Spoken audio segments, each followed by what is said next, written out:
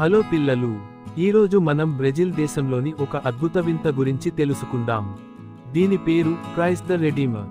తెలుగులో అంటే ప్రభువైన యేసు కాపాడేవాడు అని అర్థం.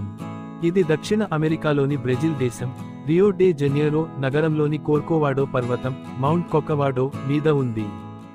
సముద్ర మట్టానికి దాదాపు 710 మీటర్ల ఎత్తులో నిలబడి ఉంటుంది. దూరం నుండి చూస్తే యేసుక్రీస్తు తన 2 చేతులను విస్తరించి ప్రపంచాన్నంతా ప్రేమతో కాపాడుతున్నట్లు కనిపిస్తాడు. ఈ విగ్రహం నిర్మాణం 1922లో ప్రారంభమైంది మరియు 1931లో పూర్తయింది, అంటే కట్టడానికి దాదాపు 9 సంవత్సరాలు పట్టింది. ఈ అద్భుత కట్టడం ఫ్రెంచ్ శిల్పి పాల్ లాండౌస్కీ రూపకల్పన చేశారు మరియు బ్రెజిల్ ఇంజనీర్ ఎటో డా సిల్వా కోస్టా దీనిని నిర్మించారు. విగ్రహం మొత్తం 30 మీటర్ల ఎత్తులో, చేతులు విస్తరించిన పొడవు 28 మీటర్లు, బరువు దాదాపు 635 టన్నులు. దీన్ని రిఫోర్స్డ్ కాంక్రీట్ మరియు సోప్స్టోన్తో తయారు చేశారు. ఇది కేవలం ఒక విగ్రహం కాదు, ఇది ప్రపంచానికి ప్రేమ, శాంతి, క్షమ, విశ్వాసం అనే సందేశాన్ని అందిస్తుంది. అందుకే దీన్ని ప్రపంచంలోని 7 వింతలలో ఒకటిగా గుర్తించారు.